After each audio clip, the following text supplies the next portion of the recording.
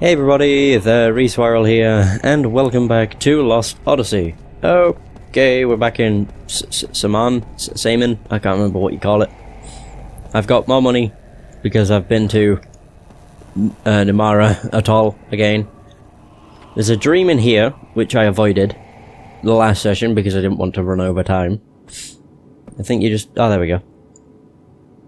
Wow, that's all it is to trigger it. I'm quite lucky I didn't trigger it. Travellers, how are your shoes treating you? Pardon me if I surprise you. I'm a shoemaker, you see, so I always worry about people's feet. I was once a legendary shoemaker, and the stories of his exploits enthralled me so much that I figured I'd become one myself. Self?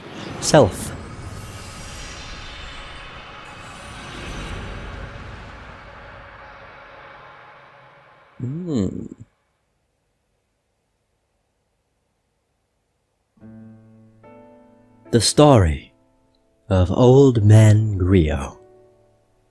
Okay. Old Man Griot was known as the best shoemaker in the country. His shoes were light as a feather and tough as steel. They were also expensive, 3 times higher than anything else on the market. People who did not know his reputation were so shocked to hear what he charged that they would say, "The old man must be making shoes for his own amusement." Of course, this was not the case. He had become a craftsman's apprentice at a tender age, and whenever he learned one master's skills he would move on to more talented shoemakers. Before he knew it, he found himself making shoes for the grandchildren of his earliest customers. Griot was such a skilled craftsman. He could make any kind of shoe the customer ordered, but he was best at, and most enjoyed making, thick-soled travelling shoes. All his customers agreed. Once you've travelled in Old Man Griot's shoes, you can't wear anybody else's. Some would say, you know what it's like to wear his shoes? You don't get tired the same way. You just want to keep walking as long and as far as you can. You almost hate to get where you're going. True craftsman that he was, though, Old Man Griot rarely talked to his customers, and he could be downright unfriendly. Complimented on his work, he wouldn't so much as a smile.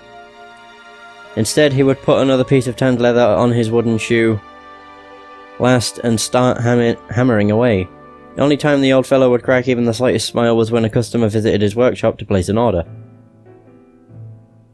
Not that he was ever thrilled to get an order. What he most enjoyed was when a customer brought him a pair of shoes that had outlived its usefulness. He would stare lovingly at the worn-down soles and the disintegrating uppers, and he would actually talk to them. "You've done some good travelling, I see."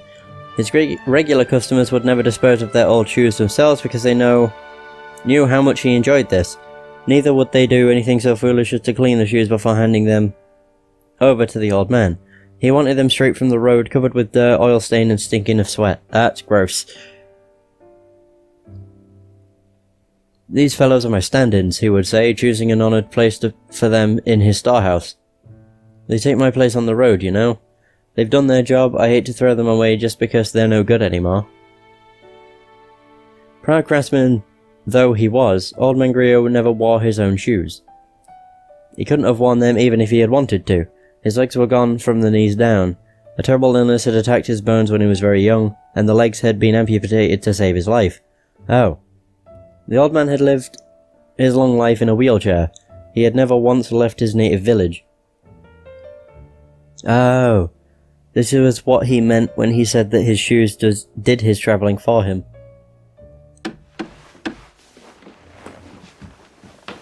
"Haven't seen you for a while," Old Man Griot says without looking up from his work as Kaim steps across the threshold.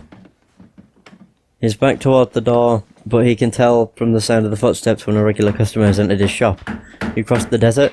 The sound tells him how worn down the shoes are, and where they have been. Old Man Griot is a craftsman of the first order. "It was a terrible trip," Kaim says with a grim smile, settling on a chair in the corner of the shop. When old Griot is in the final stages of shoemaking, almost nothing can make him stop work, as all his regular customers know. "Were my shoes any good on this one? They were great. I couldn't have done it with anyone else's." That's good. The old man doesn't sound the least bit pleased, which is to be expected. Griot is especially curt when he is working. If Kaim wants to see the old man smile, he will have to wait a little until he hands Griot his old shoes during a work break. "Here to order new ones?" "Uh-huh. Where to this time?" "Up north, most likely." Ocean? Mountains? Probably walking along the shore. To fight? Probably. Man Griot signals his understanding with a quick nod. He says nothing for a while. The only sound in the workshop comes from Griot's wooden mallet. Kaim is moved to hear it. Like old times. He has ordered any number of shoes here, even before the old man took over the shop. Oh. Kaim is one of Old Man Griot's oldest customers. In other words, he is one of the few who have survived repeated journeys. Swinging his mallet and speaking in short snatches, the old man tells Kaim about the deaths of some of his regular customers. Some fell ill and died on the road, others lost their lives in accidents, and not a few, were killed in battle. It's hard when only the shoes come back. Kaim nods in silence. One young fellow died a few weeks ago. He was wearing the first pair of shoes I ever made for him. The soles were hardly worn at all. Tell me about him. You know, you hear it all the time. Leaves his hometown, wants to live someplace exciting, parents try to stop him but he goes anyway. I'm surprised he could afford shoes from you. The parents bought them. Sad, isn't it? They gave their boy all this love and care and he's barely out of childhood when he says he's going to leave home. They finally give up and decide to let him go. They figure they can at least give him a pair of my shoes as a going away present. Less than a month later he comes back as a corpse. I don't know, parents nowadays, they spoil their kids rotten, it's so damn stupid, Griot snarls.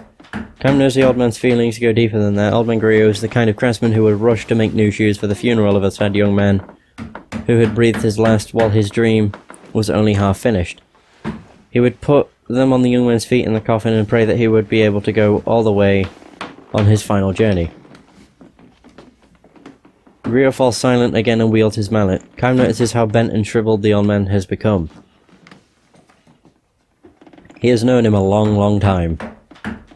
Those days will be ending soon enough, Kaim thinks with an ache in his chest. Old Griot finally reaches a point in his work where he can turn and face his customer. It's good to have you back, Kaim. His face is covered with wrinkles. Kaim realizes anew how old he has become. Where did you say you were travelling? The desert. Right, I think you told me that before. Kaim shakes his head. The old man seems to lose his powers of concentration when he isn't working. And his memory is shaky sometimes. Little by little but unmistakably, old Griot is spending more and more time drifting in the space between dream and reality. People grow old and die. The truth of this is all too obvious. Destiny strikes Kaim with special force whenever he completes a long journey. So, you survived this one too, I see. Kaim looks at him with a strange smile. Have you forgotten? I can't die. Oh, I guess I knew that. Ah, and I never get old. I look just like I did the first time you met me, don't I? The old man looks momentarily stunned. Oh, I guess I knew that too. He says, nodding uncertainly. Sure, you were a kid then. You had just had that sickness and lost your legs and you were crying all day long. That's right, I remember. You used to call me Big Brother Kaim and play with my old shoes. Do you remember? Yes, of course. Griot speaks with certainty now. Either the fog has cleared or the distant memory has come back with special clarity because it comes from so long ago. The soles were worn down, there were holes here and there, and they had a sour stink of mud and sweat. To other people, they must have looked like plain old shoes ready for the garbage, but to me they were a treasure. I remember running my finger through the coat of road dust that covered them and trying to imagine where they had been. I enjoyed them so much, I really enjoyed them. Kaim's shoes were what got old Griot started as a shoemaker. It was all thanks to you, Kaim. If I hadn't met you, I wouldn't have spent my life cursing my fate. Instead, I've been happy. I'm happy now. Even if I can't leave this workshop, my son can travel for me. I've had a happy life. He pauses. Well, now, will you listen to me talking up a storm?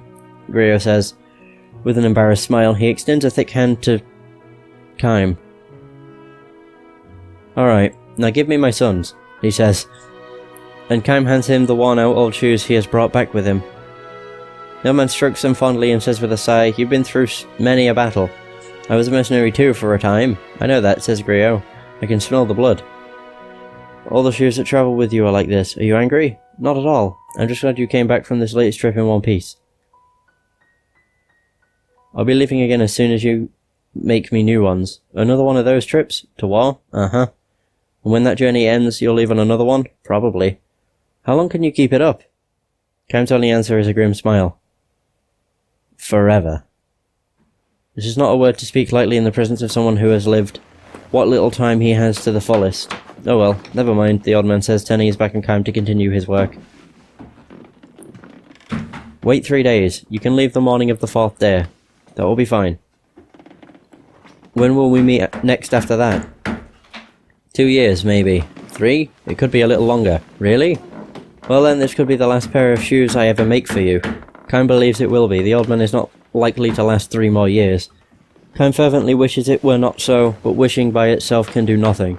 Only those who possess eternal life know that this is precisely why the time a person lives is so irreplaceably precious.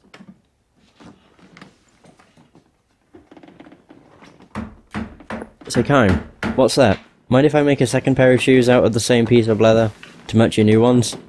They will be for himself, he explains, to be placed in his coffin for his life's final journey. I'd like that, answers Kaim. The old man swings his mallet instead of thanking him.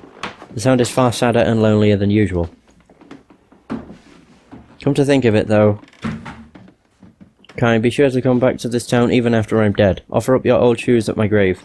I will. I'd like to say I'll be going to heaven a step ahead of you and waiting for you there, but in your case it doesn't work. No, unfortunately. What's it like? An endless journey. Happy? Unhappy?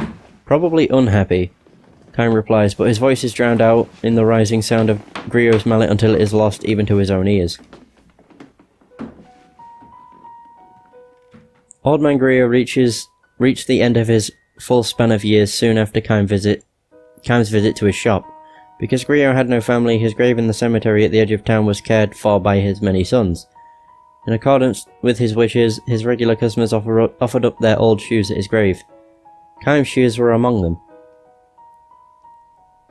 The words inscribed on his gravestone were chosen by Griot himself. He explained his choice to Kaim this way. I would say the words to each new pair of shoes before I handed them to the customer. I always said them to the customer too.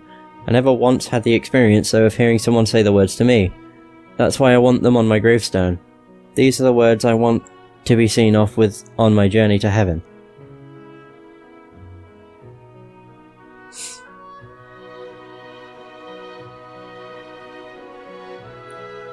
Several decades flow by. Not only Old Man Griot, but all the customers who knew him have long since departed the world. The only one who still comes to pay his respects is Kaim. He no longer wears shoes that were crafted by the old man. Like the life of man, the life of a pair of shoes cannot be eternal. Still, Kaim comes to the town at the beginning of every journey, touching his forehead to the ground of the old man's grave. The gravestone is covered with moss, but the words engraved on it, strangely enough, are still clearly legible. May your journey be a good one. These were the words the old man always spoke. Coming from his mouth, they would be brusque. Could be brusque. But they were always charged with feeling. End. Aww. That was a good one. I say that about every one of them after I finished them. It's like, oh, that was a good one. Yeah, I like that one. That was good. That's because they are always good ones. Oh yeah, now we're back in the creepy ass town.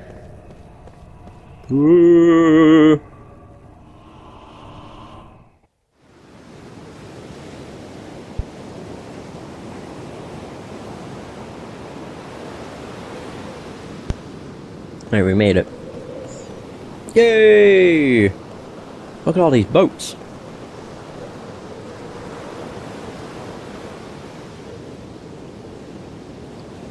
Hello there.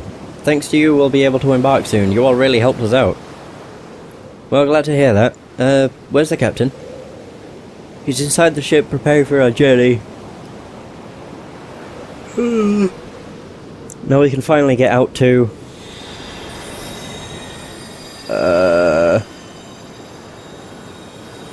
What is that? Did you see that just now? Whenever we see that light from the Western Sea, bad things start to happen in town. There must be something behind it. Are we going off to the Western Sea to figure out what's hiding there? There's got to be something.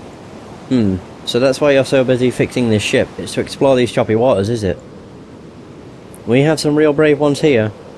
Hey, why don't you guys come along with us? If it's not a problem, we'd all feel a bit more assured to have a group that looks as strong as you on board with us. Well, if you insist, but wouldn't it be dangerous? What do you think, Kaim? Ah, cutscene. Is this the ship they fixed up? Captain! Let's take her out. I want to see if what they say about the source of magic energy is true. The source of magic energy? I wonder. Ming, do you sense it? I'm not sure.